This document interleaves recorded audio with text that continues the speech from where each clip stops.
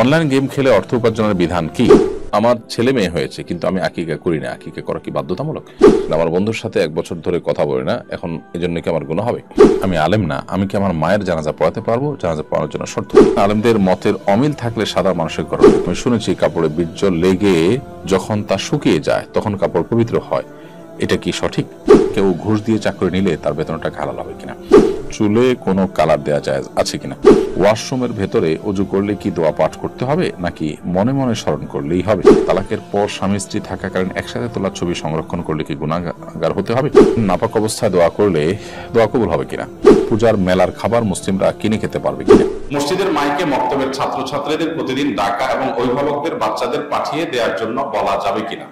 আমার বিয়েতে 2 লাখ টাকা দেনমোহর ধরি। বিয়েতে মেয়ের অভিভাবক বলেন মেয়েকে হাতের কানের গলা স্বর্ণের গহনা দিতে হবে। মেয়ের জন্য গহনা বাবদ মজুরি সহ 1 লাখ টাকা খরচ হয়েছিল। এখন আমার দেনমোহর কি বাকি 1 লাখ দিলেই হবে, নাকি 2 লাখ টাকাই দিতে হবে? 2 লাখ টাকা যে দেনমোহর ধার্য করেছেন, সেখান থেকে মেয়ের বাবা বা অভিভাবক যে গহনা দিতে বলেছেন, এই গহনাটা মোহরের অন্তর্ভুক্ত, নাকি মোহর 2 লাখের পাশাপাশি এটা আপনাকে দিতে হবে? যদি এরকম বলে থাকে যে মোহরের 2 লাখ টাকার পাশাপাশি দিতে হবে, তাহলে আপনার মোহর 2 লাখ শুধু নয়, 2 লাখ প্লাস 1 লাখের গহনা। আর যদি এটি মোহর হিসাবে নয়, বরং মোহর নির্ধারিত হয়েছে, অনেক সময় দেখা যায় যে বিয়ের পরে আর্গুমেন্ট করে, অথবা বিয়ের মজলিসে মোহর নির্ধারিত হয়েছে, পাশাপাশি গহনা বিষয়টাকে আর্গুমেন্ট হিসাবে রেখেছে, অর্থাৎ জাস্ট দাবি, এটা মোহর হিসাবে না, তাহলে সেক্ষেত্রে এটা পূরণ করা আপনার জন্য আবশ্যক না, যদি আপনি এটাকে শর্ত হিসাবে না নেন। এখানে অবশ্য দরকার ছিল বিয়ের মজলিসে যদি আলোচনা হয়ে থাকে সেখানে চূড়ান্ত করা, যে তাহলে এটা মোহরের মধ্যে আমরা ধরবো। সেক্ষেত্রে মেয়ের বাবা যদি সম্মত থাকে যে হ্যাঁ এটাকে মোহর থেকে কাটলেন, তাহলে তার কোনো সমস্যা নেই। আমার ছেলের বয়স 4 বছর, ওর অনেক রাগ, অনেক জেদ, সে কাউকে দেখতে পারে না, আমাদেরও দেখতে পারে না। আমি পাগল হয়ে যাচ্ছি, পরামর্শ দিয়ে বাজিতে করবেন। বন্য শিমলা, আল্লাহ তাআলা আপনার ছেলেকে পরিপূর্ণভাবে সুস্থ করুন, আমরা তার জন্য দোয়া করি। এবং এই জাতীয় সমস্যাগুলোকে আপনি ডাক্তারি যে ট্রিটমেন্ট আছে, অর্থাৎ সাইকিয়াট্রিস্ট ইত্যাদি দেখানোর দরকার। সেটার পাশাপাশি আপনি যে কাজটি করতে পারেন সেটা হলো যে আপনি তাকে কোনো ভালো রাকির মাধ্যমে রুকিয়া করান। কারণ ভালো কোনো রাকি যদি রুকিয়া করেন, আশা করা যায় এই জাতীয় সমস্যাগুলোর সমাধান হবে। ইতিমধ্যে আমরা অনেককে দেখেছি যে তাদের এই জাতীয় সমস্যাগুলো খুব ভালোভাবে তারা সমাধান করতে পেরেছেন। অতএব ভালো কোনো রাকির শরণাপন্ন হবেন। আপনি সোশ্যাল মিডিয়াতে যদি সার্চ করেন তাহলে দেখতে পাবেন বহু রাকির তথ্য পাবেন, রুকিয়া সাপোর্ট গ্রুপ আছে অনেকগুলো, সেগুলো থেকে আপনি সহযোগিতা নিতে পারেন। আমরা দোয়া করি আবারও আল্লাহ আপনার সন্তানকে পরিপূর্ণ সুস্থতা দান করুন। অনলাইন গেম খেলে অর্থ উপার্জনের বিধান কি? অনলাইনে গেম খেলাটাই তো শরীয়তে নাজায়েজ কাজ। সেখানে যদি আপনার অনলাইনে গেম খেলেন এবং গেম খেলে আপনি অর্থ উপার্জন করেন, সেটা হবে আরেকটি নাজায়েজ কাজ। অতএব কোন অবস্থাতেই গেম খেলাটাই যেখানে জায়েজ নাই, সেখানে গেম খেলে আবার অর্থ উপার্জন করবেন, এটা জায়েজ হবে না, হালাল হবে না। অতএব এই ব্যাপারটিতে আমাদের সতর্ক থাকতে হবে। অবৈধ রাষ্ট্র ইসরায়েলের দৌরাত্ম্য বেড়েই চলেছে। আমরা যারা সাধারণ মানুষ, আমাদেরকে কিছুই করার নেই। ইতিমধ্যে তারা লেবাননে হামলা করেছে এবং ভয়ঙ্কর হত্যাযজ্ঞ সেখানেও তারা অব্যাহতভাবে পরিচালনা করছে। আশপাশের দেশগুলোতে তাদের যে ভয়াবহ ত্রাসের রাজত্ব তারা কায়েম করেছে। আরবের মুসলিম রাষ্ট্রগুলো একরকম নীরব দর্শকের ভূমিকা পালন করছে, আমরা দেখছি। সমস্ত মুসলিম রাষ্ট্রগুলো যদি সক্রিয় ভূমিকা রাখতো, সবাই যদি দায়িত্বশীল ভূমিকা রাখতো, তাহলে অনেক আগেই কিন্তু তাদের এই দৌরাত্ম্যকে থামানো যেত। সাধারণ মানুষ হিসাবে আমরা আমাদের জায়গা থেকে অনবরত তাদের বিরুদ্ধে প্রতিবাদকে অব্যাহত রাখা এবং শক্তিশালী একটি ভূমিকা তাদেরকে থামানোর জন্য তাদের পণ্য বয়কট করা, সেটি আমাদের অব্যাহত রাখতে হবে খুব ভালোভাবে। আমরা যদি পণ্য বয়কটটাকে খুব জোরে সোরে অব্যাহত রাখতে পারি, আশা করা যায় যে তাদের উপরে অনেকটা প্রভাব পণ্য বয়কটের কারণে হয়েছে। তাদের পণ্যগুলো গোটা বিশ্বে যদি আমরা বয়কট করা শুরু করি, প্রত্যেক মানবতাবাদী মানুষ, অন্য ধর্মাবলম্বীদেরকেও যদি উৎসাহিত করে, নিজেরাও যদি সেটাকে মেনে চলি, তাহলে সেক্ষেত্রে অনেকটাই তারা কোণঠাসা হবে। এবং এই অস্ত্রটা আমাদের হাতে অনেক বড় অস্ত্র, যেটা আর সুদূর প্রসারী ফসল আমরা পাবো যদি আমরা সঠিকভাবে এটাকে ইমপ্লিমেন্ট করতে পারি। একজন অমনোযোগী ছাত্রের জন্য পড়াশোনা মনোযোগ ফিরিয়ে আনার জন্য কি পদক্ষেপ গ্রহণ করা দরকার? অমনোযোগী ছাত্রের মনোযোগ বৃদ্ধি করবার জন্য, বাড়ানোর জন্য সবচেয়ে বড় এবং প্রয়োজনীয় কাজ হলো যত প্রকার সোশ্যাল মিডিয়া, স্মার্টফোনের যে আসক্তি আছে, এগুলো থেকে তাকে বিরত থাকতে হবে, দূরে থাকতে হবে, বেঁচে থাকতে হবে। এটা হলো প্রথম বিষয়। দ্বিতীয়ত, পাপাচার, গুনাহ, চোখের গুনাহ, সেটা মোবাইলে হোক, বাইরে হোক, কানের গুনাহ, এই গুনাহগুলোর কারণে মানুষের স্মৃতিশক্তি কমে যায় এবং পড়াশোনার প্রতি মনোযোগ নষ্ট হয়ে যায়। মনোযোগ নষ্ট হওয়ার জন্য এ বিষয়ে বিরাট দায় আছে। বিশেষ করে যে স্মার্টফোনের ব্যবহার, সোশ্যাল মিডিয়ার ভিতরে ডুব দিয়ে থাকা, এগুলো থেকে সরে আসা দরকার। এগুলো থেকে সরে আসতে পারলে ইনশাআল্লাহ আশা করা যায় যে মনোযোগ ফিরে পাবেন। এর পাশাপাশি শারীরিক কোনো অসুস্থ থাকলে ডাক্তার দেখাবেন, আর আর পার্টিকুলার সমস্যার জন্য কোনো আলিম, কোনো কাউন্সিলরের কাছে আপনার পুরো সমস্যা বলে আপনি তার কাছ থেকে কিছু টিপস বা পরামর্শ নেবেন, সেটা আর বলা হবে ইনশাআল্লাহ তাআলা। আমরা দুজন জন্মগতভাবে মুসলিম ছিলাম, পরবর্তীতে আমরা দুজনেই ধর্মত্যাগ করি, নাউজুবিল্লাহ। তারপরে আমরা ব্রিটিশ আইন অনুযায়ী বিয়ে করেছি। যেহেতু আমরা তখন মুসলিম ছিলাম না, সেহেতু আমাদের বিয়ে ইসলামিক রীতি অনুযায়ী হয়নি। 2 বছর পর আমার স্বামী ইসলাম গ্রহণ করেন। এর কয়েক মাস পর আমি ইসলাম গ্রহণ করি। প্রশ্ন হলো, আমাদের বিয়ে কি বৈধ হয়েছে? যদি তা না হয় তাহলে এখন আমাদের করণীয় কি? দেখুন, স্বামী স্ত্রী উভয় অমুসলিম থাকা অবস্থায় বিয়ে হয়েছে, এরপর তারা ইসলাম গ্রহণ করেছেন। এরকম হলে তাদের বিবাহ নবায়ন করতে হয় না, তাদের সে বিবাহ আগের যে বিবাহ সেটার উপরে থাকে। যদি ব্যাপারটা এমন হয় যে যখন আপনি মুসলমান ছিলেন তখন ছিল, মাঝে আবার মোরতাদ হয়ে গেছেন, মোরতাদ হয়ে আবার ফিরে এসেছেন, তাহলে সেক্ষেত্রে মাসালাটা কিছুটা ভিন্নতর হবে। আপনার এই মাসালাটি একেবারে পরিষ্কার যে আপনাদের বিয়ে যখন হয়েছে তখন আপনারা কেউ মুসলমান ছিলেন না, মোরতাদ ছিলেন। পরবর্তীতে আল্লাহ আপনাদেরকে হেদায়েত যেহেতু দিয়েছেন, অতএব আপনারা উভয় যদি একসঙ্গে বা উভয় যদি কাছাকাছি সময় আপনারা ইসলাম গ্রহণ করে থাকেন, তাহলে সেক্ষেত্রে আগের বিপরীত করে বলবৎ। আমি একজন আনসার বিডিপির সদস্য। আমাকে জিজ্ঞাসা করা হয়েছিল পূজার ডিউটি করব কিনা, আমি রাজি হয়েছে আমার গুনাহ হবে কিনা। দেখুন, সাধারণ অবস্থাতে একজন মুসলিম অন্য ধর্মাবলম্বীদের কোনো শিরকের কাজে সহযোগী হবে না, কিন্তু তাদের সেই কাজে কেউ বাধা সৃষ্টি করে মুসলিমদের দুর্নাম করতে পারে, মুসলিমদের ক্ষয়ক্ষতির মধ্যে ফেলতে পারে। সেই জায়গা থেকে তাদের নিরাপত্তা দেওয়া বা কোনো প্রকার সেখানে অপ্রীতিকর ঘটনা যেন ঘটতে না পারে তার জন্য সতর্ক থাকাটা নিষিদ্ধ নয়। আপনি সেই দৃষ্টিকোণ থেকে সেই নিয়তে যখন এটি করবেন, সেটি আপনার জন্য নাজায়েজ হবে না। আমার ছেলে মেয়ে হয়েছে, কিন্তু আমি আকিকা করি না। আকিকা করা কি বাধ্যতামূলক? সন্তান হওয়ার পর ছেলে হলে 2টি ছাগল, মেয়ে হলে 1টি ছাগল আল্লাহর ওয়াস্তে জবাই করা 7ম দিনে, এটা আকিকা। আকিকা করাটাকে উলামায়ে কেরাম মুস্তাহাব বলেছেন। কোনো উলামায়ে কেরাম ওয়াজিব বললেও এটি মূলত মুস্তাহাব বা সুন্নাহ বড়জোর। এটি করলে সওয়াব হবে, কিন্তু না করলে গুনাহ হবে না। আত্মীয়দের বাসায় নন মাহরাম থাকায় পর্দা করতে পারি না। আমার পরিবার বলে এতে আত্মীয়তার সম্পর্ক ছিন্ন হয়। সত্যি কি ছিন্ন হয়? আমার করণীয় কি? আত্মীয়দের বাসায় গেলে যদি নন মাহরামদের সাথে পর্দা করা না যায়, তাহলে সেটা যাওয়া থেকে আপনাকে বিরত থাকতে হবে। আপনার ঘরের লোকজন, পরিবার লোকজন যে বলেন আত্মীয় সম্পর্ক ছিন্ন হওয়ার কথা, হ্যাঁ, সম্পর্ক তো কিছুটা ছিন্ন হয়, কিন্তু এটিকে 2 ভাবে রিকভার করা যেতে পারে। একটা হলো যে ফোনে যোগাযোগ থাকবে, যখন পর্দার পরিবেশ থাকবে তখন তাদের সাথে সেখানে আপনি মিট করবেন। সম্পর্ক ছিন্ন করা মানে হলো তাদের সাথে যোগাযোগ না করা, তাদেরকে বয়কট করে চলা। এখানে তো বয়কট করা হচ্ছে না, আপনি দূরত্ব বজায় রাখছেন বিশেষ কারণে। আর দ্বিতীয়ত হলো, সম্পর্ক ছিন্ন করা যেরকম গুনাহের কথা, পর্দার বিধান লঙ্ঘন করা ঠিক একইভাবে গুনাহের কথা। পর্দার বিধানকে লঙ্ঘন করে যদি আপনি সম্পর্ক রক্ষা করতে চান, তাহলে একটা হারাম থেকে বাঁচার জন্য আপনি হারামে লিপ্ত হচ্ছেন, তো সেটি তো সমান হলো। অর্থাৎ এখানে সম্পর্ক রক্ষা করার বিষয়টা তো আসলে হলো না, কারণ আরেকটি অপকর্মে বা আরেকটি গুনাহে আপনি লিপ্ত হয়েছেন। তো এই জায়গা থেকে তাদেরকে বোঝাতে হবে এবং নিজে যথাসম্ভব চেষ্টা করতে হবে যে এই ধরনের হারাম কাজ থেকে যেন বেঁচে থাকা যায়। আমার বন্ধুর সাথে 1 বছর ধরে কথা বলি না, এখন এই জন্য কি আমার গুনাহ হবে? আপনার বন্ধুর সাথে যদি আপনি কথা বলা ইন্টেনশনালি বর্জন করে চলেন, তাহলে সেক্ষেত্রে তো অবশ্যই গুনাহ হবে। কারণ নবী করিম সাল্লাল্লাহু আলাইহি ওয়াসাল্লাম বলেছেন, লা ইয়াহিল্লু লিমুসলিমিন আন ইয়াহজুরা আখাহু ফাওকা 3 লায়াল। কোন মুসলমান তার অন্য মুসলমান ভাইকে 3 দিনের বেশি বর্জন করে, বয়কট করে, তাকে বাদ দিয়ে চলা, এটার সুযোগ তার নেই। 3 দিন পর্যন্ত আপনি অভিমান করতে পারেন, আপনার কষ্ট, আপনার দুঃখ আছে, সেটি আপনি মাথায় রেখে বা সেটির কারণে আপনি 3 দিন পর্যন্ত কারোর প্রতি আপনি দুঃখ, ক্ষোভ বা আপনার মনের কষ্ট সেটি থাকলো। কিন্তু সেটা যদি আপনার নিয়মিত হতে থাকে, সেটা যদি আপনার বছরখানেক যেমনটি বললেন এরকম হতে থাকে বা 3 দিনে বেশি হতে থাকে, তাহলে সেটা নাজায়েজ হবে। হ্যাঁ, একটা হচ্ছে কাকতালীয়ভাবে কথা বলা হচ্ছে না, ইচ্ছাকৃত বর্জনের বিষয় না, সেটাতে অসুবিধা নেই। আমার আব্বা জীবিত নেই, আমার চাচা জীবিত আছেন, কিন্তু তিনি আমার দাদিকে দেখাশোনা করেন না। চাচা জীবিত থাকাকালীন দাদিকে দেখাশোনা করা আমার উপরে কতটা জরুরি? ভাই সানোয়ার সৌরভ, আপনার বাবা যেহেতু জীবিত নাই, আল্লাহ নবতি রহম করুক, চাচা জীবিত আছেন, তো আপনার চাচা যদি আপনার দাদিকে দেখাশোনা না করেন, তাহলে অবশ্যই নাতি হিসাবে আপনার কর্তব্য হবে। যদি চাচাদের কেউ বা ফুপু তারা কেউ দেখাশোনা না করেন, তখন আপনি তার নাতি হিসাবে, তার রক্তের সন্তান হিসাবে, সন্তান হিসাবে আপনার কর্তব্য হবে তাকে সাধ্য অনুযায়ী সেবা করা, তার খরচ খরচা দেওয়া ইত্যাদি। যদি চাচা না করেন বা অন্যরা না করেন, আর যদি তারা করেন, তাহলে সেক্ষেত্রে এটা আপনার উপরে দায় না বর্তালেও নৈতিকভাবে আপনি আপনার বাবার প্রতি আপনার যে দায়বদ্ধতা আছে, দাদি হিসাবে, আপনার ব্লাড সম্পর্কীয় বা রক্ত সম্পর্কীয় আত্মীয় হিসাবে, আপনি অবশ্যই আপনার সাধ্য অনুযায়ী তার সেবা শুশ্রূষা করার চেষ্টা করবেন। আমার বিয়ে হচ্ছে না বলে আশেপাশের মানুষের কটু কথা শুনতে হয়, এ বিষয়ে একটি মেয়ে হিসেবে আমার করণীয় কি? দেখুন, বিয়ে হচ্ছে না বলে কেউ যদি খারাপ কথা বলেন তাহলে সেটা তাদের অজ্ঞানতা, তাদের কুসংস্কারাচ্ছন্ন চিন্তা এবং বিশ্বাসের প্রকাশ, এর বাইরে কিছু নয়। তো যারা এ সমস্ত মূর্খতাসুলভ মন্তব্য করছে আপনি তাদেরকে এড়িয়ে চলুন। আল্লাহ বলেছেন ওয়ারিদ আনিল জাহিলিন, যারা মূর্খ তাদেরকে তুমি এড়িয়ে চলো। অতএব আপনি তাদেরকে এড়িয়ে চলুন, তাদেরকে ইগনোর করুন এবং সবর করুন। মনে রাখবেন আল্লাহ রাব্বুল আলামিন ধৈর্যশীলদেরকেই কিন্তু অফুরন্ত বিনিময় দিবেন। আল্লাহ বলেছেন ইন্নামা ইউওয়াফাস সাবিরুনা আজরাহুম বিগাইরি হিসাব, নিশ্চয়ই ধৈর্যশীলদেরকে তাদের বিনিময় দেওয়া হবে হিসেব ছাড়া। তো সেই জায়গা থেকে আমরা ধৈর্যশীলতার চর্চা করবো ইনশাআল্লাহ তাআলা।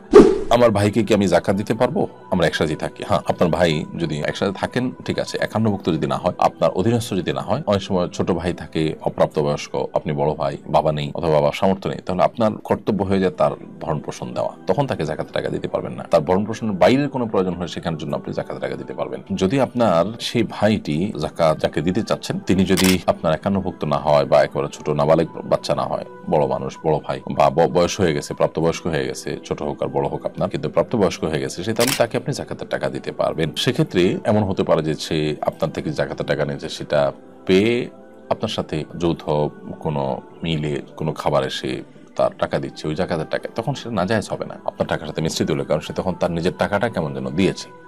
এক কথা যখন প্রাপ্তবয়স্ক হবে তখন আপনি যাকাতের টাকা তাকে দিতে পারবেন, সেটা দিয়ে তার ব্যয়ভার তিনি বহন করবেন। আমার রাতে ঘুম হয় না, ঘুমাতে ঘুমাতে রাত 2টা-3টা বেজে যায়, এই কারণে ফজর নামাজ নিয়মিত পড়তে পারি না। করণীয় কি?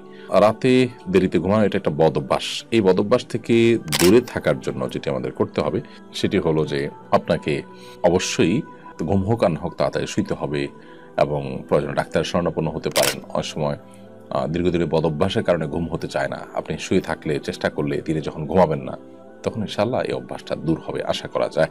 আমার বাম হাতের একটি আঙ্গুল দুর্ঘটনায় কেটে পড়ে গেছে, কর্তৃত আঙ্গুলের বিষয়ে করণীয় কি? যদি কোনো আঙ্গুল কেটে পড়ে তাহলে সেক্ষেত্রে সেই আঙ্গুলটি মাটির নিচে দাফন করে ফেলবেন। মানুষের শরীরের প্রত্যেকটা অঙ্গই গুরুত্বপূর্ণ এবং এর জন্য হয়তো কোনো জানাজা নেই, কিছুই নেই, জাস্ট এটাকে দাফন করে রাখবেন।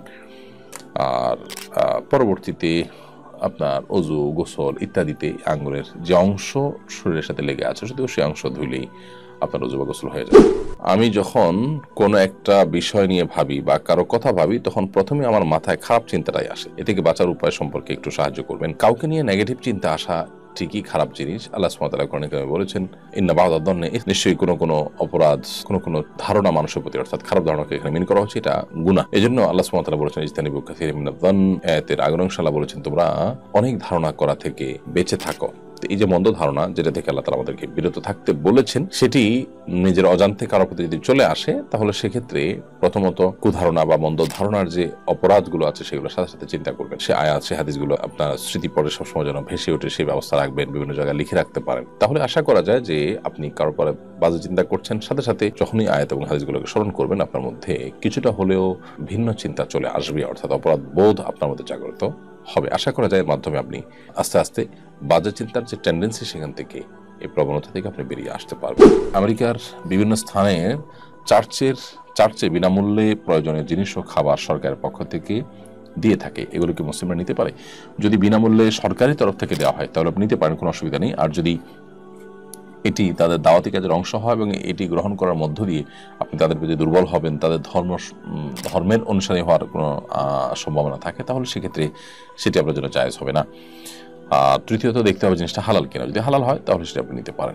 আমি আলেম না, আমি কি আমার মায়ের জানাজা পড়াতে পারবো? জানাজা পড়ানোর জন্য শর্ত কি? আপনি আপনার মায়ের জানাজা পড়াতে পারেন, যদিও জানাজার সম্পর্কে হানাফি সহ অন্যান্য উলামায়ে কেরামের মত হলো যে স্থানীয় ইমাম সাহেব যিনি, তিনি পড়ানোর জন্য অগ্রাধিকার তার, কিন্তু অভিভাবক যদি পড়াতে চান তিনি পড়াতে পারবেন। আর জানাজা নামাজের ইমামতির জন্য নিজের মায়ের জানাজা, বাবার জানাজা পড়ানোর জন্য আলেম হওয়া শর্ত কিন্তু নয়। আপনাকে জানাজা পড়ানোর পদ্ধতি জানতে হবে। জানাজা পড়ানোর পদ্ধতি হলো আপনি আল্লাহু আকবার বলে হাত বেঁধে সানা পড়বেন, তারপর অনেক ইমামদের মধ্যে সূরা ফাতিহা পড়বেন। যদি হানাফি মাযহাবের মুফতাবিহি কওল বা ফতোয়া যে কওলের পরে সেটা হলো যে শুধু সানা পড়বেন। দ্বিতীয় তাকবীরের পর আপনি দুরূদ শরীফ পড়বেন। তৃতীয় তাকবীরের পর মুর্দার জন্য দোয়া করবেন, আল্লাহুম্মা গফির লিহাইয়িনা ওয়া মাইয়িতিনা, আরো যে দোয়া বর্ণিত আছে হাদিসে। এরপর চতুর্থ তাকবীরের পর ডান দিকে এবং বাম দিকে আপনি সালাম ফেরাবেন। একদিকে সালাম ফেরানোর কথা হাদিসে আছে, দুদিকে সালাম ফেরানোর কথা হাদিসে আছে। বাস এই নিয়ম যদি আপনার জানা থাকে, এই নিয়মের ভিত্তিতে আপনি ইমামতি করতে পারবেন। এর জন্য বিশেষ আর কোনো যোগ্যতার প্রয়োজন নেই।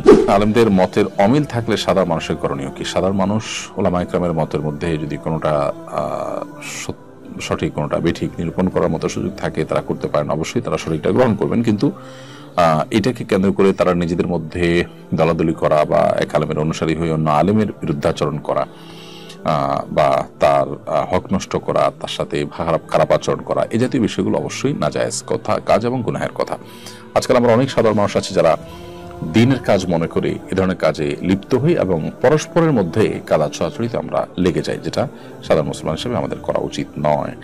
আমি একটি ইংলিশ মিডিয়াম স্কুলে পড়ি। এখানকার ছাত্ররা ট্রান্সজেন্ডারের প্রতি সুধারণা রাখে, এছাড়াও ওয়েস্টার্ন সোসাইটির প্রতি তাদের টান বেশ।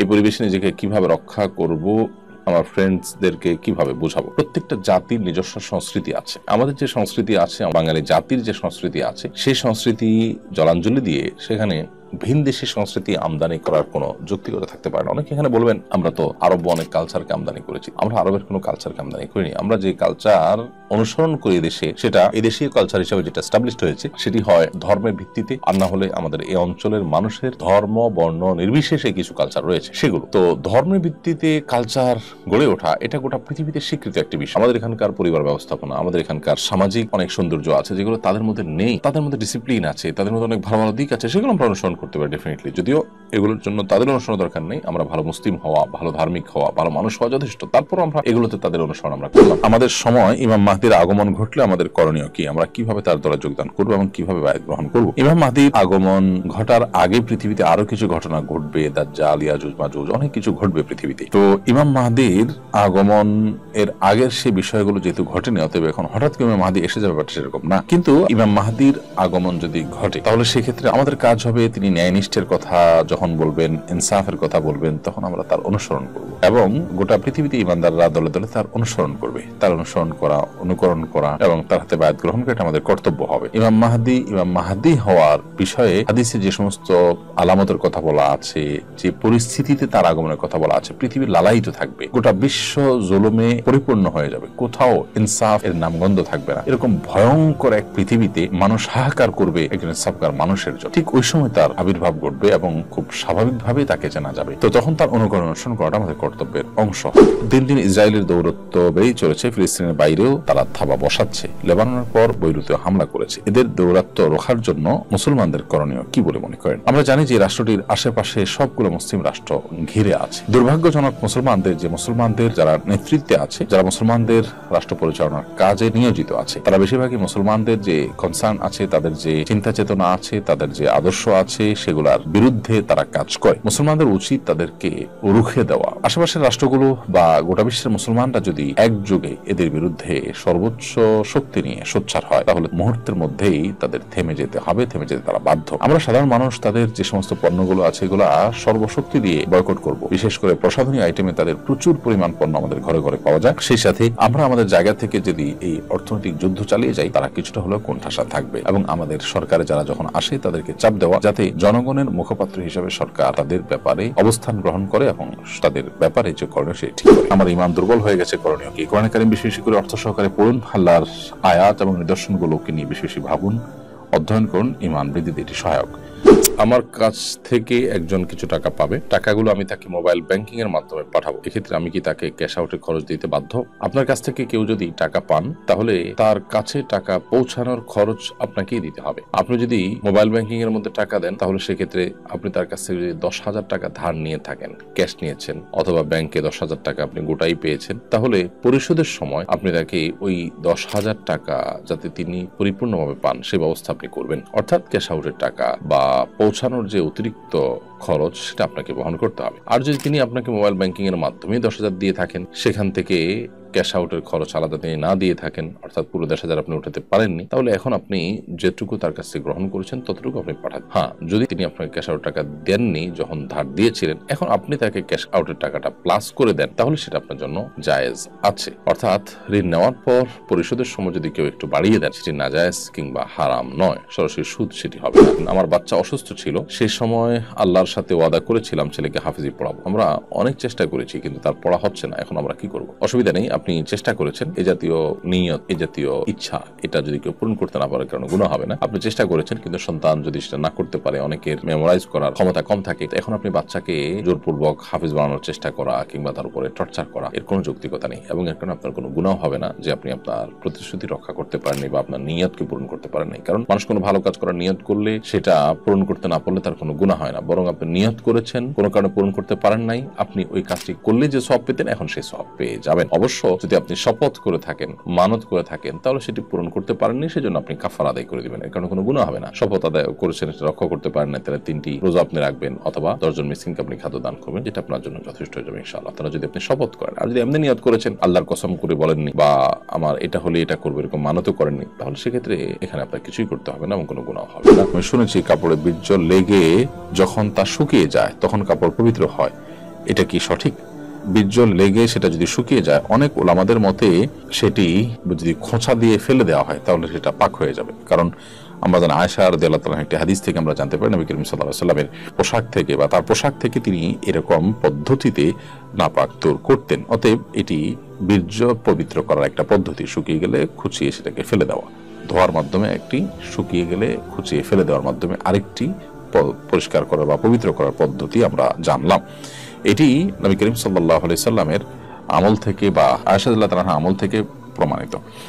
তবে এর মানে এই নয় যে শুকিয়ে গেলে সেটা পাক হয়ে যায়, না, শুকিয়ে গেলে পাক হওয়ার বিষয়টি সঠিক নয়। শুকিয়ে গেলে সেটা খুঁচিয়ে ফেলে দিলে তারপর সেটি পবিত্র ধরা যায়। কারোর সাথে উঠা বসা, মুসাফা এবং খাওয়া দাওয়া করলে ঈমান চলে যায় কি? না, না, কারোর সাথে উঠা বসা, মুসাফা বা খাওয়া দাওয়া করলে ঈমান যাবে কেন? এমনকি যদি অমুসলিমের সাথেও উঠা বসা হয়, মুসাফা হয়, খাওয়া দাওয়া হয়, তাহলে সেক্ষেত্রে ঈমান যায় না। হিন্দুদের মধ্যে জাতফাতের ব্যাপার আছে যে মুসলমানের ঘরে খেলে গেলে জাত চলে যায় ইত্যাদি ইত্যাদি। মুসলমানদের মধ্যে এরকম কোনো ধারণা নেই। নবী করিম সাল্লাল্লাহু আলাইহি ওয়াসাল্লাম ইহুদির বাসায় গিয়েছেন, তাদের দাওয়াত গ্রহণ করেছেন, খেয়েছেন, তাদের সাথে বসে খাবার গ্রহণ করেছেন, এগুলো কোনোটাই যদি তার জন্য অসুবিধা না হয় তাহলে সেক্ষেত্রে আমরা কেন সেটাকে সমস্যা মনে করব? অবশ্যই এটি ঈমান যাওয়ার মতো কোনো বিষয় নয়।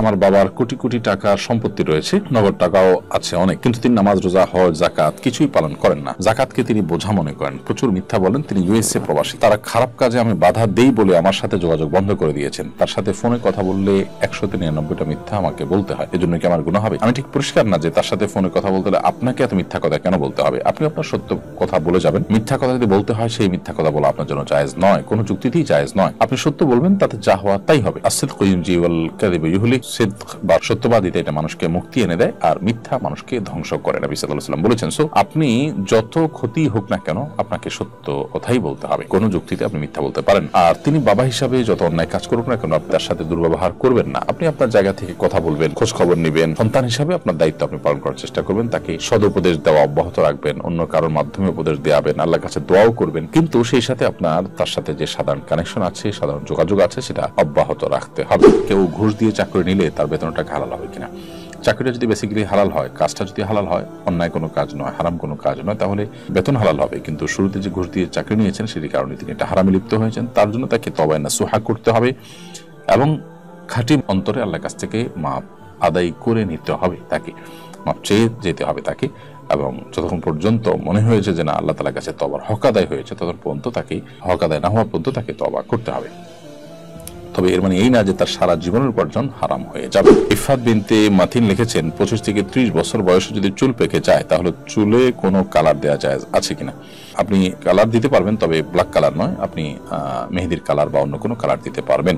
চোখের জেনা থেকে কিভাবে নিজেকে হেফাজত করব? চোখের জেনা থেকে হেফাজত করার জন্য চোখকে সংযত রাখা, অবনত রাখা, নিচের দিকে তাকিয়ে হাঁটার কোনো বিকল্প নেই। সোশ্যাল মিডিয়া ইত্যাদি যে সমস্ত জায়গায় চোখের গুনাহ হয়ে থাকে সেগুলো থেকে নিজেকে রক্ষা করার জন্য সর্বাত্মক চেষ্টা অব্যাহত রাখতে হবে। প্রয়োজনে স্মার্টফোন বা সোশ্যাল মিডিয়ার ব্যবহার সেটিকে সীমিত করে ফেলতে হবে বা বন্ধ করে ফেলতে হবে যদি কেউ নিজেকে নিয়ন্ত্রণ করতে না পারেন। অর্থাৎ এক্ষেত্রে নিজের বিরুদ্ধে নিজের হার্ড ডিসিশনে যেতে হবে, সেই সাথে আল্লাহ সুবহানাহু ওয়া তাআলার সাহায্য তো চাইবেনই। আপনি চোখের গুনাহ থেকে বাঁচার জন্য আরো একটি যে কাজ করতে পারেন তা হলো আপনি অবিবাহিত হয়ে থাকলে বিবাহের উদ্যোগ নিতে পারেন। কারণ নবী করিম সাল্লাল্লাহু আলাইহি ওয়াসাল্লাম বিবাহের উপকারিতা বর্ণনা করতে গিয়ে বলেছেন ফাইন্নাহু আগাদ্দু লিল বাসারি ওয়া আহসানু লিল ফরজ। কারণ বিবাহ করলে সেটি চোখকে, দৃষ্টিকে সংযত রাখতে সহায়ক হয় এবং সেই সাথে নিজের ইজ্জত, সম্ভ্রম, লজ্জাস্থানকেও সংযত রাখতে সহায়ক ভূমিকা পালন করে। এজন্য চোখের জেনা থেকে বাঁচার জন্য বিবাহের উদ্যোগ নেওয়া যেতে পারে। কারো যদি জন্ম থেকে খাতনা করা থাকে তাহলে তার বিধান কি? জন্ম থেকেই খাতনা করা আছে, খাতনা করাবার মতো কোনো জায়গা নেই, এরকম যদি থাকে তাহলে তার খাতনা করানো লাগবে না। আর যদি কিছুটা থাকে কিন্তু তারপরও খাতনা করানো যায়, খাতনার যে মূল বিষয়টা আসলে যে উপরের যে মুখের যে চামড়া আছে, চামড়াতে পেশাব জমে থাকে, এটা কেটে ফেলা। এখন এটা পুরোটাই যদি আপনার আগে থেকে দেখা যায় যে না থাকে না, তাহলে তো এটা নতুন করে খাতনা করার প্রশ্ন আসে না। কিন্তু যদি কিছুটা থাকে তাহলে সেক্ষেত্রেও খাতনা আপনাকে করতে হবে। জুমার খুতবার জন্য নির্ভরযোগ্য বইয়ের কথা বলেছেন। জুমার খুতবার জন্য অনেকগুলো নির্ভরযোগ্য বই আছে মাশাআল্লাহ। মসজিদে আপনাদের যদি ইমাম সাহেবদেরকে আপনারা হাদিয়া দিতে পারেন, উপহার দিতে পারেন, তাদেরকে অ্যাডভাইস করে দিতে পারেন, কিনে দিতে পারেন। বিশেষ করে গ্রামাঞ্চলে মসজিদের খতিব সাহেবরা তাদের একটা ভালো খুতবার বই থাকলে খুতবা খুব ভালো করে দিতে পারেন তারা। এই জন্য আশরাফ আলী থানভী রহমাতুল্লাহ আলাইহির একটা বই আছে খুতবা, অসাধারণ একটা বই, সেটা দেওয়া যেতে পারে। ডক্টর আব্দুল্লাহ জাহাঙ্গীর রহমাতুল্লাহ আলাইহির খুতবাতুল ইসলাম আছে, আনোয়ারুল্লাহর নাম হলো খুতবাতুল আহকাম। খুতবাতুল আহকাম এই বইটাও খুব সুন্দর একটা বই। আবার আব্দুল্লাহ জাহাঙ্গীর রহমাতুল্লাহ আলাইহির যে বইটা আছে সেটা হলো খুতবাতুল ইসলাম। খুতবাতুল ইসলাম বেশ নতুন ভার্সনটা অনেক মোটা, অনেকগুলো খুতবা এখানে আছে, বিভিন্ন টপিকের উপরে কোরআন হাদিসের আয়াত রাখা আছে। এটা আমাদের জন্য বেশ উপকার আসবে ইনশাআল্লাহ। আমরা এটা দিতে পারি। আবার অনেকগুলো আছে, এই দুইটা আমাদের মাথায় আসে। কেউ যদি জুমার নামাজের দ্বিতীয় রাকাতে এসে শামিল হয় তাহলে পরবর্তী নামাজ তিনি কিভাবে আদায় করবেন? যদি জুমার দ্বিতীয় রাকাতে এসে আপনি শামিল হন তাহলে দ্বিতীয় রাকাতে যদি ইমামকে রুকুতে পান অথবা দাঁড়ানো অবস্থায় পান তাহলে তো সেই রাকাত পেয়ে গেছেন। তাহলে বাকি থাকলে শুধু প্রথম যে রাকাতে ইমাম আগে পড়ে ফেলেছেন সেটি। কিভাবে আদায় করবেন? ইমাম সাহেব যখন দুই দিকে সালাম ফিরিয়ে শেষ করবেন, আপনি আত্তাহিয়াতুল পড়ে বসে থাকবেন অথবা আত্তাহিয়াতুল শেষ বাক্যগুলো বারবার পড়তে থাকবেন ইমাম সাহেব সালাম ফেরার আগ পর্যন্ত, কিংবা দুরূদ শরীফও পড়লেন, সমস্যা নেই, কিন্তু আপনি সালাম ফেরাবেন। ইমাম যখন সালাম ফেরাবেন আপনি বসে থাকবেন। ইমাম দুই দিকে সালাম ফেরানো হয়ে যাবে, দাঁড়িয়ে যথারীতি এক রাকাত নামাজ আদায় করবেন যেটা ছুটে গেছে। সেখানে সূরা ফাতিহা পড়বেন, অন্য একটা সূরা মিলাবেন এবং যথাযথ রুকুতে থাকলে সালাম ফেরাবেন, আপনার জুমার নামাজ আদায় হয়ে যাবে। ওয়াশরুমের ভেতরে অজু করলে কি দোয়া পাঠ করতে হবে নাকি মনে মনে স্মরণ করলেই হবে? ওয়াশরুমের ভেতরে যদি অজু করেন তাহলে সেক্ষেত্রে মনে মনে বিসমিল্লাহ পড়বেন, বিশেষ করে যেখানে টয়লেটের কমোড বা প্যান আছে আর টেপের মধ্যে কোনো আড়াল নেই সেখানে। আর যদি আপনি এমন কোনো জায়গায় অজু করেন যেখানে আসলে টয়লেট বা প্যান একটু দূরে বা উঁচু জায়গায় বা আড়াল দেওয়া আছে, বেড়া দেওয়া আছে, তাহলে সেক্ষেত্রে সেখানে বিসমিল্লাহ পড়ে আপনি করবেন, অসুবিধা নেই। গোসলখানার মধ্যেও যদি করেন বিসমিল্লাহ পড়ে ওযু করবেন যদি সেখানে ওই যে কমর ইত্যাদি না থাকে, এবং মনে মনে করলেও আদায় হয়ে যাবে। বিসমিল্লাহ মুখে উচ্চারণ করাটা যেহেতু ফরজ বা ওয়াজিব নয়, সেহেতু মনে মনে করলে আদায় হয়ে যাবে। আর যদি কমর বা প্যান থাকে তাহলে সেখানে মুখে উচ্চারণ করাটা অনুচিত, কিন্তু করলে বড় কোনো গুণ হবে না। আর মনে মনে করে যদি তখন ওযু করেন সেটা হলো সবচাইতে উত্তম এবং নিরাপদ, যদি টয়লেটের ভেতরে আপনি ওযু করেন, বাহিরে যদি কোনো ব্যবস্থা না থাকে। তালাকের পর স্বামী স্ত্রী থাকাকালীন একসাথে তোলা ছবি সংরক্ষণ করলে কি গুনাহগার হতে হবে? এটি যদি ফটোগ্রাফিক্যাল ছবি হয়, মোবাইলের ভিতরে সংরক্ষিত বা কোনো ডিভাইসে সংরক্ষিত, প্রিন্টেড না, তাহলে এটি রাখা যেতে পারে, বিশেষ করে যদি এটি বেহাত হওয়ার বা অন্য কারোর চোখে পড়ার বা পর্দাহীনতার আশঙ্কা না থাকে তাহলে সেটি আপনি করতে পারেন। যদিও অনেক উলামায়ে কেরাম এই ফটোগ্রাফিক্যাল ছবিও প্রয়োজন ছাড়া তোলাকে নাজায়েজ বলেছেন। সেই হিসাবে এটি না রাখলে বা না তুলতে পারলে তাকওয়ার নিকটবর্তী হয়, যেহেতু মতপার্থক্যের ঊর্ধ্বে আপনি উঠতে পারলেন। বাট আমি মৌলিকভাবে প্রিন্টেড না হলে এই ছবি, যেগুলো ফটোগ্রাফিক ছবি আছে, সেই ছবি এটাকে হারাম মনে করি না। যে সমস্ত উলামা কেরাম হারাম মনে করেন না তাদের মতটি আমার কাছে শক্তিশালী মনে হয়। সেই দৃষ্টিকোণ থেকে বলেছি যেটি জায়েজ আছে যদি অন্যদের চোখে পড়ে পর্দাহীনতার আশঙ্কা না থাকে। আমার বাড়ি ঢাকা থেকে অনেক দূরে, এখন আমি ঢাকায় আছি 3 মাসের জন্য, এখন কি আমি মুসাফির হিসাবে গণ্য হব? ঢাকা থেকে যেহেতু আপনার বাড়ি সফরের দূরত্বে 70-75 কিলোমিটারের বেশি, তো আপনি ঢাকা যেহেতু আছেন 3 মাসের জন্য, অতএব আপনি এখানে মুসাফির হিসাবে গণ্য হবেন না। 3 মাস এখানে থাকবেন কোনো কাজে, একটা গন্তব্য, একটা ঠিকানা আপনার এখানে আছে, তাহলে আপনি এখানে মুসাফির হিসাবে গণ্য হবেন না। নাপাক অবস্থায় দোয়া করলে দোয়া কবুল হবে কিনা? নাপাক অবস্থায় দোয়া করলেও দোয়া কবুল হবে। দোয়া এত জরুরি একটি বিষয় যে শরীয়ত এটার জন্য ওযু বা পবিত্রতাকে শর্ত হিসাবে আরোপ করেনি। নামাজের জন্য যেরকম ওযু করতে হবে, দোয়ার জন্য আপনাকে কিন্তু ওযু করতে হবে না। বিনা ওযুতে আপনার দোয়া কবুল হবে। এমনকি গোসল ফরজ হয়েছে, কেউ এই সময় যদি আল্লাহর কাছে মনে মনে দোয়া করে, জায়েজ আছে। অর্থাৎ দোয়া করার জন্য অপবিত্রতা শর্ত নয়, যদিও পবিত্র অবস্থায় উযু অবস্থায় দোয়া করতে পারলে বেশি ভালো, কারণ আপনি যত ভালো অবস্থা করবেন, যত পবিত্র অবস্থা করবেন, তত বেশি আপনার জন্য সেটি ভালো হবে, সন্দেহাতীত ভাবে দোয়া কবুলের সম্ভাবনাকে বৃদ্ধি করবে। আমরা নোয়াখালীতে থাকি, এখানকার স্থানীয়। আমার বাবার ঢাকা একটা ফ্ল্যাট আছে, সেখানে আমার ভাই থাকে। আমরা সেখানে মাঝে মধ্যে যাই। সেখানে গেলে কি আমাদের কসর আদায় করতে হবে? আমরা সেখানে থাকি না, মাঝে মধ্যে যাই।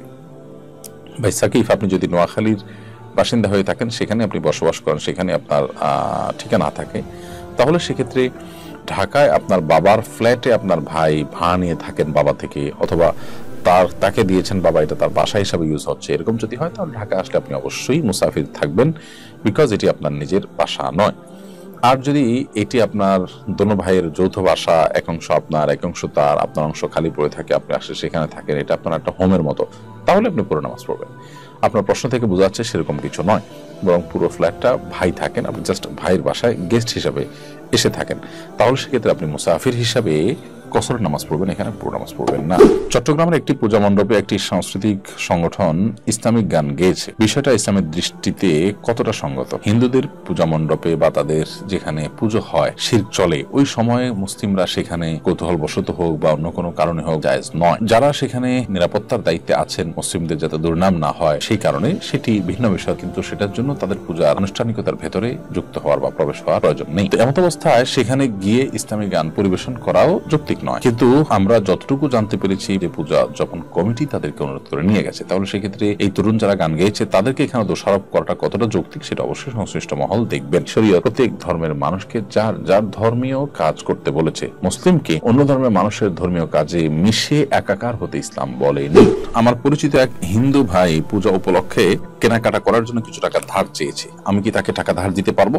অন্য ধর্মাবলম্বী কেউ তাদের ধর্মীয় উৎসব উপলক্ষে যদি ধার চায়, তিনি কেনাকাটা করবেন, আনন্দ ফুর্তি করবেন, তো সেটি দেওয়া নাজায়েজ নয়। কারণ এই টাকাটা দিয়ে সরাসরি তিনি শিরকের কাজেই লাগাবেন এমনটি জরুরি নয়, এমনটি নিশ্চিত নয়, বরং এই টাকা দিয়ে তিনি তার পরিবারের জন্য কাপড় চোপড় বা অন্য কিছু কিনতে পারেন, যা মৌলিকভাবে কোনো অন্যায় কাজ নয়। সো এই কাজের জন্য আপনি তাকে যদি টাকা ধার দেন, সেই টাকা ধার দেওয়া নাজায়েজ কিংবা হারাম হবে না।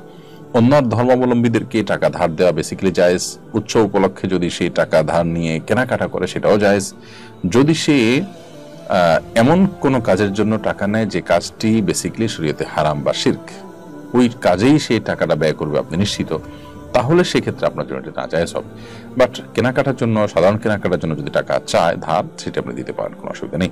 পূজার মেলার খাবার মুসলিমরা কিনে খেতে পারবে কিনা? মেলার সাধারণ যে খাবার বিক্রি হয় সেগুলো কিনে খেতে সমস্যা নেই, কিন্তু পূজা উপলক্ষে বিভিন্ন খাবার প্রতিমার উদ্দেশ্যে উৎসর্গ হয়ে থাকে, সেগুলোতে আলাদা কল্যাণ আছে, সেই বিশ্বাসের জায়গা থেকে সেগুলো বন্টন করা হয়, ভাগ করা হয়, সেগুলো খাওয়া জায়েজ নয়। কারণ আপনি এটি নেওয়ার মানে হলো আপনি সেখানে কোনো প্রকার কল্যাণ অকল্যাণের ব্যাপারটি বা বরকতের ব্যাপারটি বিশ্বাস করে আপনি নিয়েছেন, ব্যাপারটা এরকম। কারণ এটি ওখানে উপস্থাপন করা হয় যে এই গায়রুল্লাহ নামে কোনো কিছু উৎসর্গ করাটাই শিরক। তো সেই শিরকি জিনিসটা, শিরক যে জিনিস দিয়ে শিরক করা হলো, এবং যে ধারণা এখানে থাকে, ভুল ধারণা যে এর মাধ্যমে কল্যাণ অকল্যাণ থাকবে, সেই জায়গা থেকে এটি আপনার গ্রহণ করা উচিত নয়। এমনিতে তাদের উপাসনা উপলক্ষে তারা যদি হালাল কিছু দেন, ফল মূল ইত্যাদি, সেটা আপনি খেতে পারেন, বা মেলা থেকে কোনো কিছু কিনলেন, সেটা আপনার জন্য জায়েজ। বাট এই উপলক্ষে মেলা বা এই উপলক্ষে কোনো ডাকডোল পিটি যখন আয়োজন হয়, সেখানে মুসলিম সেখানে গিয়ে সামিল হয়ে তাদের দল ভারী করা অনুচিত। মান কাফারা সাউদা কওমিন ফাহুয়া মিনহুম, যে ব্যক্তি কোনো দলের, কোনো সম্প্রদায়ের, কোনো ধরনের মানুষের দল ভারী করে, সে তাদের অন্তর্ভুক্ত হয়, এটি হাদিসে কিন্তু বর্ণিত হয়েছে। আমার অনেক রাগ,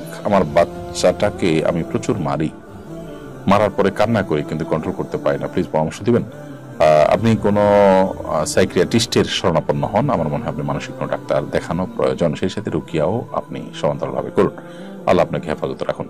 কোনো মেয়ে যদি প্রাপ্তবয়স্ক হওয়া সত্ত্বেও তার পরিবার থেকে বিয়ে না দেয়, এতে কি মেয়েটার কোনো গুনাহ হবে?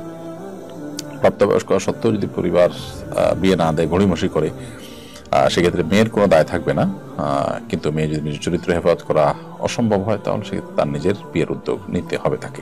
আমি একটা মেয়ের সাথে প্রেমে ছিলাম, এখন কোনো সম্পর্ক নাই। আগে যে গুনাহ করেছি তার জন্য কি মেয়ের কাছে মাপ চাওয়া যাবে? ভাই আব্দুল হাসিব লস্কর, আল্লাহ তাআলা আপনার প্রতি রহম করুন। হারাম সম্পর্ক যেটি ছিল, এটার জন্য আপনার আল্লাহর কাছে তওবা করতে হবে, ইস্তেগফার করতে হবে আগে যেটি করেছেন তার জন্য। এবং মেয়ের সাথে যদি কোনো প্রতারণা করে থাকেন, কোনো অন্যায় করে থাকেন, তাহলে সেক্ষেত্রে তার কাছে আপনি মাপ চাওয়ার বিষয় থাকবে।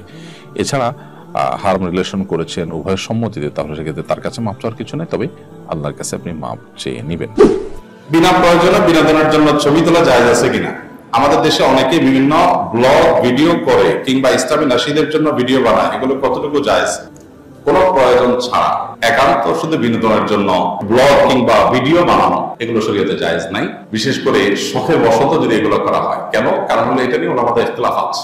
আর এই জাতীয় ছবিগুলো বেশিরভাগই পর্দা প্রসিদ্ধা মেনটেন করা হয় না, বেপরদিগি থাকে। এই সমস্ত কারণে এই জাতীয় বিষয়গুলো অ্যাভয়েড করাটাই হলো তাকওয়ার দাবি, এহতিয়াত এবং সতর্কতার দাবি। এই জাতীয় বিষয়গুলো অ্যাভয়েড করা, বেঁচে থাকা। তারপরে যদি আপনি করেন বা করতে হয়, তাহলে একান্ত চেষ্টা করবেন যাতে শরীর পর্দার বিষয়টা লঙ্ঘন না হয়, নারী পুরুষ মিশ্র না থাকে এবং এটা প্রিন্টেড না হয়। কারণ ওলামায়ে মতে ফটোগ্রাফিক্যাল ছবি জায়েজ, কিন্তু সেটা প্রিন্ট হয়ে গেলে সেটা জায়েজ থাকে না।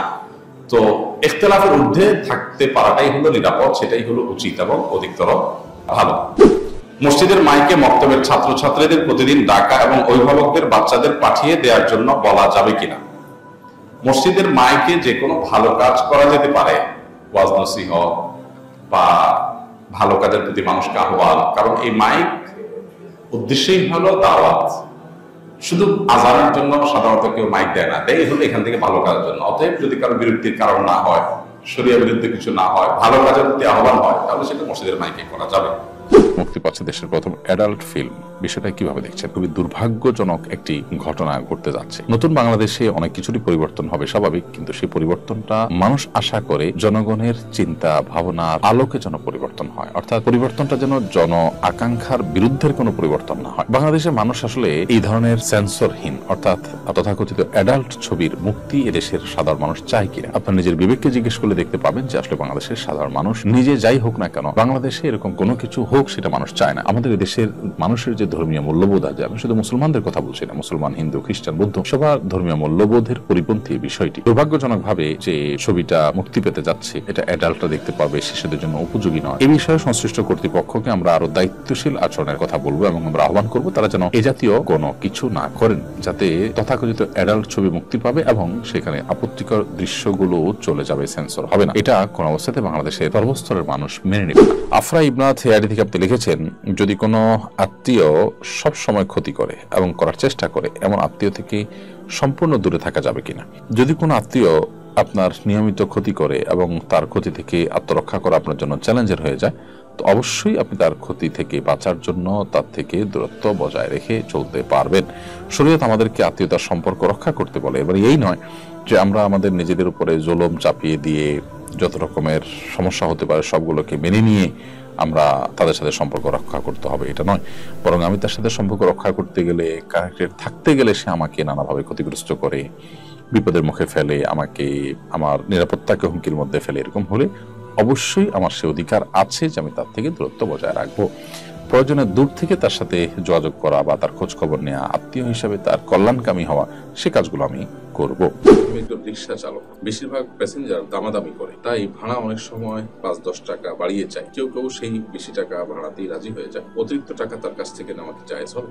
এখানে দুটি ভাগ আমরা করছি। একটা হলো যে একটা নির্দিষ্ট দূরত্বে ভাড়া ইতোমধ্যে ফিক্সড হয়ে আছে, সব রিক্সাওয়ালারা এরকমই নেয়, অঘোষিতভাবে এটা অনেকটা নির্ধারিত ভাড়া। সেখানে আপনি একটা মানুষ জানে না, সে চান্সে তার কাছ থেকে একটু বাড়িয়ে চাইলেন, নিলেন, সেটা জায়েজ হবে না। এখন কথা হলো অনেকে দামাদামি করে বা আপনার 5-10 টাকা বাড়িয়ে না বললে সে প্রফারটা দিতে চায় না, বা যেটা আপনি মূল ন্যায্য ভাড়া সেটা দিতে চায় না। সেটা যদি হয় তাহলে সেক্ষেত্রে আপনাকে এক্ষেত্রে ক্লিয়ার কাট কথা বলতে হবে এবং প্রয়োজনে দরাদরি করে হলেও ওই যে মূল ভাড়া যেটা সেটাতে আসতে হবে। যদিও শরীয়ত এক্ষেত্রে মূল যে নীতি রেখেছে সেটা হলো যে সাধারণ অবস্থায়, অর্থাৎ যদি কোথাও ফিক্স না থাকে, সাধারণ অবস্থায় রিক্সা চালক এবং যিনি ভাড়া নেবেন রিক্সা আরোহী উভয়ে যেই টাকার উপরে চুক্তিবদ্ধ হবে, শরীয়ত সেটাকেই চূড়ান্ত ধরবে।